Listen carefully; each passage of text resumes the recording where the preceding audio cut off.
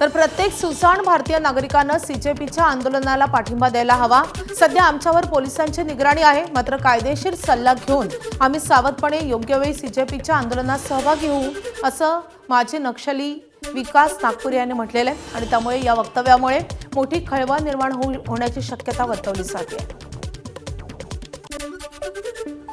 पाठिंबा त्या प्रश्नाला आहे आणि नक्कीच म्हणजे प्रत्येक भारतीयाचा त्याला पाठिंबा असायला पाहिजे। जिनियन कन्सर्न आहेत, ते जिनियन क्वेश्चन्स आहेत त्यांनी जे उभे केले आहेत।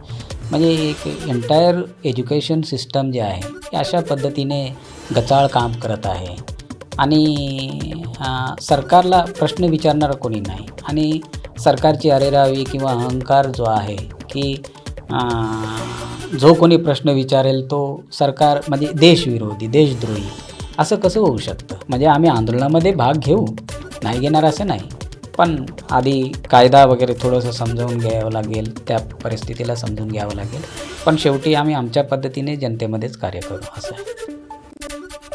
दिल्लीत सीजेपीच्या आंदोलनादरम्यान पोलिसांनी केलेल्या पॅलेट गन आणि खिळे लागलेल्या दंडुक्यांच्या वापरावरून वाद पेटलेला आहे। या शस्त्रांचा आंदोलकांच्या चेहऱ्यावर केलेला मारा हा कायद्याचा थेट भंग असून संबंधित पोलीस अधिकाऱ्यांवर तत्काळ कारवाई करण्याची मागणी वरिष्ठ आत्मसमर्पित नक्षली नेता विकास नागपुरे यांनी केली आहे। संसद मार्ग पोलीस ठाण्याबाहेर काँग्रेस नेते राहुल गांधी यांनी केलेल्या ठिय्या आंदोलनानंतर आता माजी नक्षलवाद्यांनी या मुद्द्यावरून राहुल गांधींच्या या मागणीला पाठिंबा दर्शवला आहे। जी काही गर्दी आहे आंदोलनामध्ये त्याला नियंत्रित करण्याचे काही नियम आहेत, काही कुछ शर्ते आहे।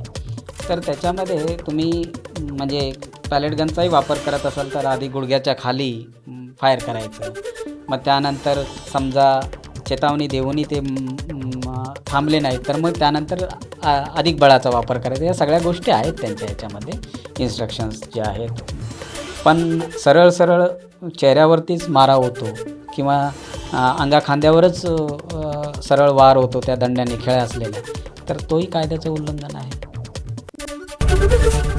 एबीपी माझा, उघडा डोळे बघा नीट।